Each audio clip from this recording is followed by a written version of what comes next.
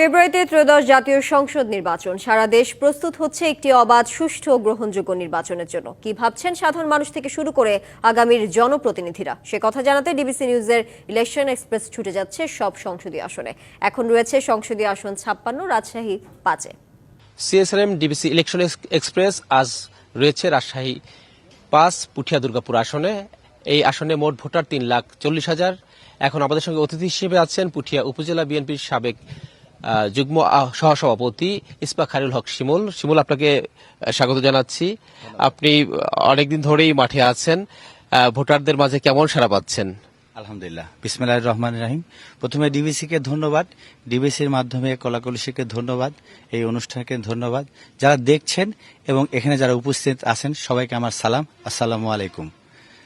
আমি দীর্ঘদিন ধরেই এই বিএনপির পরিবারের সাথেই আছি।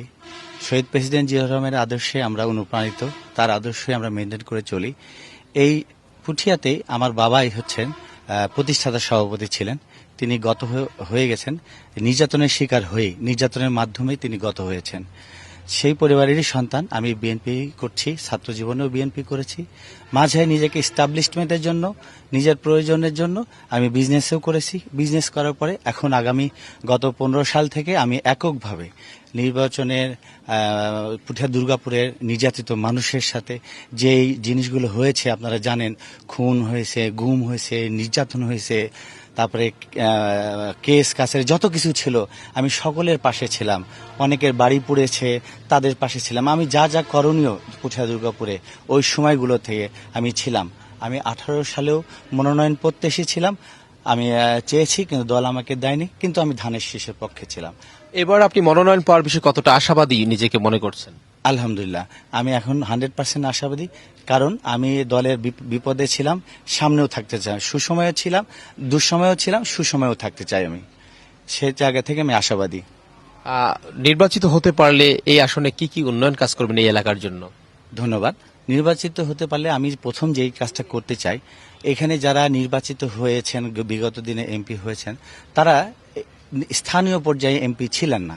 বিধায় স্থানীয়দের বা পরিবারের, এই পুঠিয়া দুর্গাপুরের যে পরিবার, এই পরিবারের দুঃখ দুর্দশা অনেকে বুঝতেন না, আপন করে পায়নি তাদেরকে।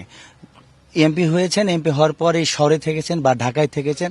এইখানে বন্যা হয়েছে, জলোচ্ছ্বাস হয়েছে, ঝড় হয়েছে, অনেক কিছু হয়েছে, শিলাবৃষ্টি হয়েছে। ওই সময়গুলো তাদেরকে খুঁজে পায়নি, এমনকি শেষ পর্যন্ত তাদেরকে পায়নি। সেই জায়গা থেকে আমার অনুধাবন যে গ্রামটা তো আমার, পরিবারটা তো আমার, পুঠিয়া তো আমার থানা এটা আমার, এই ফিল জায়গা থেকে আমি রাজনীতিতে আগমন। আপনি এখানে রাজনীতি করছেন, এইখানে আপনার প্রতিপক্ষ যারা আছে তাদেরকে কিভাবে দেখছেন, যে প্রতিপক্ষ কোন দলের সাথে ভোটযুদ্ধ হতে পারে? না, থ্যাংক ইউ। দেখেন, গণতন্ত্রে আমরা বিশ্বাসী। বিএনপি একটা গণতান্ত্রিক দল। গণতন্ত্রের সৌন্দর্যটাই এরকম যে অনেক দল থাকবে, অনেক পদ থাকবে, অনেক মানুষ দাঁড়াবে। এর মধ্যে থেকে দল বেছে নেবে, জনগণও বেছে নেবে, যে নির্বাচিত হবে সেই হবে। এখানে তো অন্য কিছু সমস্যা নেই। এখানে অনেক বেকার যুবক আছে এবং নারী আছে, ভোটার এবং জনসংখ্যা, তাদের জন্য কি করতে চান? আমি দেখেছি যেটা মেন জিনিসটা, সেটা হলো বেকার সমস্যা। আমাদের প্রকারও যেটা বেকার সমস্যা নিয়ে কেউ কাজ করেনি, আমি সেটা কাজ করতে চাই। বেকারদের কর্মসংস্থান সৃষ্টি করতে চাই এবং ট্রেনিং এর মাধ্যমে রেমিটেন্স যোদ্ধা হিসেবে আমি তাকে পাঠাতে চাই। এবং এখানে নারী উদ্যোক্তা আছে, অবহেলিত নারীতে আছে, সুযোগ বঞ্চিত নারী আছে, তাদের জন্য আমি কিছু করতে চাই। তাদেরকেও যদি রেমিটেন্স যোদ্ধা হিসেবে পাঠানো যায়, ট্রেনিং এর মাধ্যমে উদ্যোক্তা বানানো যায় এবং কিছু মানুষকে যদি চাকরির সংস্থান করা যায়, আমি সেটাও। আপনার এই আসনটিতে অনেকেই মনোনয়ন চাইছে এবার, এটা কিভাবে দেখছেন আপনি? না, এটা তো অবশ্যই আমি ভালো চোখে দেখছি, কারণ কম্পিটিশন না হলে তো গণতন্ত্র হবে না। গণতন্ত্রের সংজ্ঞাই তো এমন, যে যার মতো থাকবে, দল বেছে নেবে এবং জনগণ বেছে নেবে। জনগণ যাকে যোগ্য মনে করবে তাকেই বেছে নেবে। এটাই তো গণতন্ত্রের সৌন্দর্য। তো এই জায়গায় আমি খুব চার্ম ফিল করছি আর কি। ধন্যবাদ ইসবাক খায়রুল হক শিমুল। সিএসআরএম ডিবিসি ইলেকশন এক্সপ্রেস, আমরা সারাদিন ছিলাম রাজশাহী 5 পুঠিয়া দুর্গাপুর আসনে। সবাই ডিবিসির পরবর্তী অনুষ্ঠান দেখার জন্য আগে চোখ রাখুন ডিবিসির পর্দায়।